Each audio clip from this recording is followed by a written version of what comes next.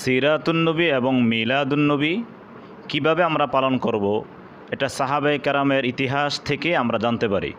কারণ আমাদের ঈমান এবং আমলের মানদণ্ড হলো সাহাবায়ে কেরাম আমিনু কামা আমানান্নাস। সাহাবায়ে কেরাম তারা কখনো মিলাদুন্নবী পালন করেনি, বরং তারা সিরাতুন্নবী পালন করেছেন।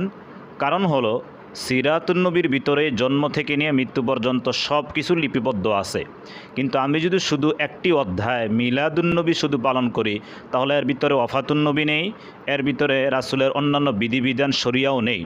এই কারণে রাসূলের শানে এমন একটি শব্দ ব্যবহার করা উচিত, যেই শব্দটা রাসূলের শান মান যেমন বড়, ও শব্দটাও তেমন ব্যাপক হবে। সেই হিসাবে মিলাদুন্নবীর তুলনায় সিরাতুন্নবী ব্যবহার করাটাই হলো অধিক যুক্তিসঙ্গত এবং সাহাবায়ে কেরামের আমলের কাছাকাছি। মিলাদুন্নবী সবাই খুশি। আবু লাহাবও রাসূলের জন্মতে খুশি হয়ে তার দাসীকে আজাদ করে দিয়েছিলেন।